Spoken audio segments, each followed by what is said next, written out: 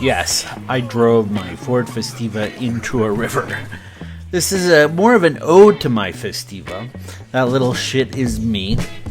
Coolest guy in the world.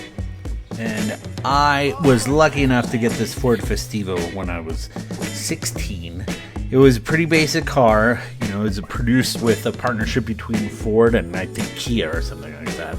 But it was my car when everybody else had cool cars, and they were an important part of kind of that teen life. And if you had your own car, you were sitting pretty. And I was excited to have my car, and it was the greatest car ever. My Festiva was the second coolest thing I ever got to drive. And it was the perfect little car. It did fun things, and I took it on a lot of adventures, and I was an idiot. You know, doing stupid things in cars like my parents' Aerostar, sledding behind it, taking it on a hockey rink, doing things with just par for the course. I wanted to see how far I could push the car and how much fun I could have.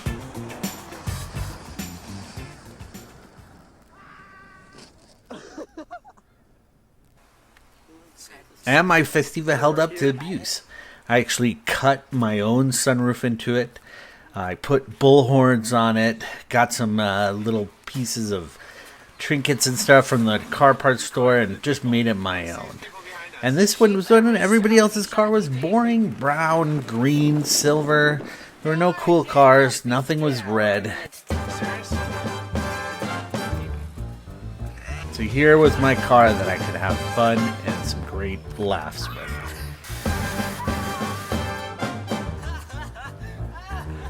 So how do we get to singing it? Well, part of the adventure of having this and growing up in a small town in the Midwest is that we would take the Festiva off-roading. There were a lot of trails around our house, and we could kind of go around. And there was one that led to a river crossing. And just the week before, I had been crossing it and going to a little party site across the river. But this time was different because the water was much higher.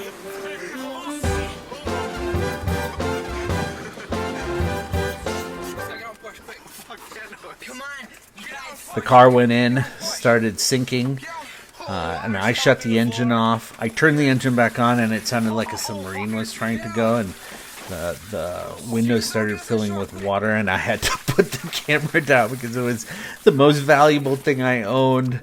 And I had to make sure that it was safe.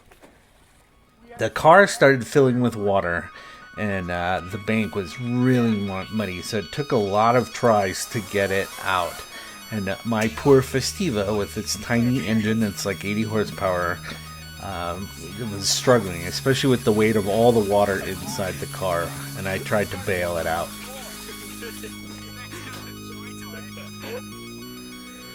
I gave it some good pushes, some good tries.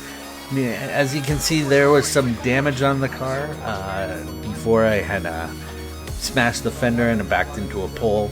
Not associated with thinking, but I guess you can see how much of a good driver I was. It was tense. I had to get it out of that river.